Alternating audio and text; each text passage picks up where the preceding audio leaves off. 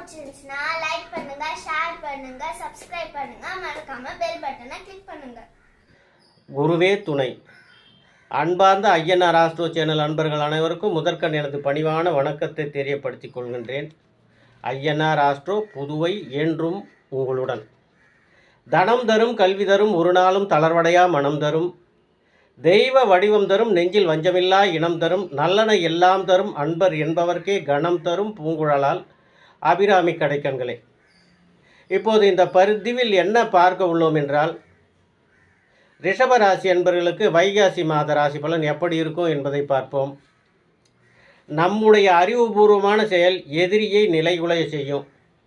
நம்முடைய யதார்த்தமான செயல் எதிரிக்கு இடம் கொடுத்துவிடும் என்ற விபரம் புரிந்து எந்த செயலையும் பலமுறை யோசித்து செய்யக்கூடிய ரிஷபராசி அன்பர்களே, நிகழும் விசுவாவசு வருடம் வைகாசி மாதத்தில் குரு பகவான் உங்கள் ராசிக்கு 2ஆம் இடத்தில் அமர்ந்து உங்களுக்கு ரிஷபராசி அன்பர்களுக்கு குரு பகவான் குடும்ப குருவாக அமைகின்றார். மேலும் உங்கள் ராசிநாதன் சுக்கிரன் பகவான் உங்கள் ராசிக்கு 11ஆம் இடத்தில் லாபஸ்தானத்தில் உச்சம் பெற்ற நிலையில் உள்ளார். அசுரகுரு சுக்கிரன் பகவானும் தேவகுரு குரு பகவானும் இருவருமே உங்களுக்கு சுபத்தன்மையோடு இருக்கின்றார்கள்.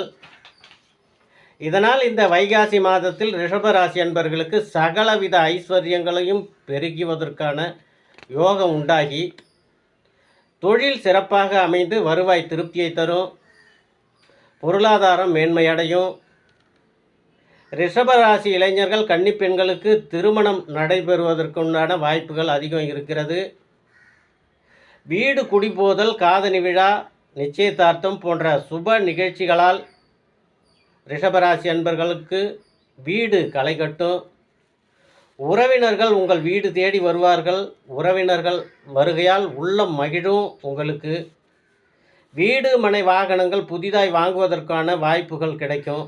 வீடு மனை வாங்கும்போது பத்திரங்களை சரிபார்த்து வாங்க வேண்டும். பத்திரம், மூலப்பத்திரம், பட்டா, சிட்டா, ஜக்குபந்தி இவைகளை சரிபார்த்து பெரியவர்களின் ஆலோசனையின்படி வீடு மனை வாங்குவது உத்தமம். பிள்ளைகள் தேர்வுகளை எழுதிவிட்டு தேர்வு முடிவுகளுக்காக காத்திருக்கின்றார்கள். பிள்ளைகள் தேர்வில் நல்ல மதிப்பெண்களை பெற்று மேல் வகுப்புகளுக்கு வெற்றிகரமாக செல்வார்கள். இதனால் உங்கள் பிள்ளைகள் மீது ஆசிரியர் பெருமக்களுக்கு நல்ல அபிப்பிராயம் உண்டாகும். பெற்றோர்களான உங்களுக்கும் மனதில் சந்தோஷம் பெருகும். பிள்ளைகள் படிப்புகளுக்கான சுப செலவுகள் அதிகரிக்கும். அதையும் ரிஷபராசி அன்பர்கள் சமாளித்து விடுவீர்கள்.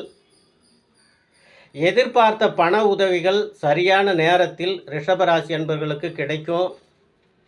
சிரமமான பணிகளை கண்டு அசந்து போகாமல் நம்மால் இதை செய்ய முடியும் என்ற மனோபலம் உங்களுக்கு உண்டாகும்.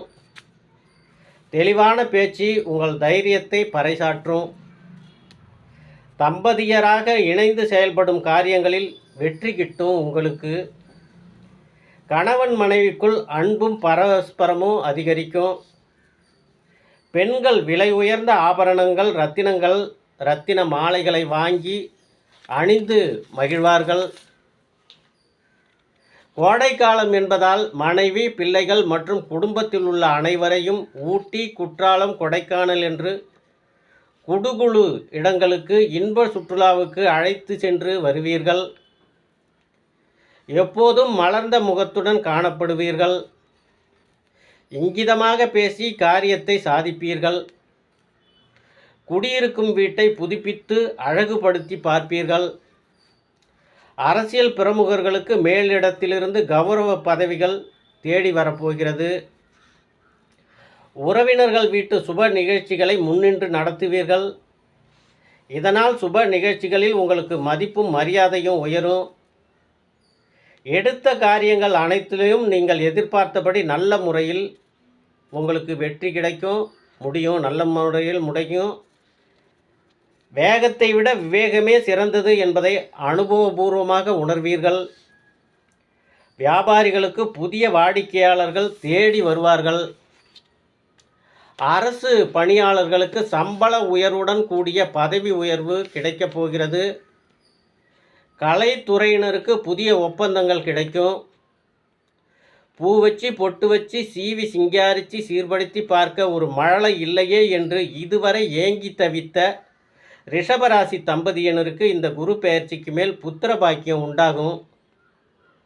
இப்படி பலவிதமான சுப பலன்களை பெறவுள்ள ரிஷபராசி அன்பர்களே, இந்த மாதத்தில் குலதெய்வ கோயிலுக்கு குடும்பத்துடன் சென்று அம்மனுக்கு அபிஷேக ஆராதனைகளை செய்து வணங்கி வழிபட்டு அம்மனை தரிசித்து உங்கள் நீண்ட நாள் பிரார்த்தனையை நிறைவேற்றுவீர்கள்.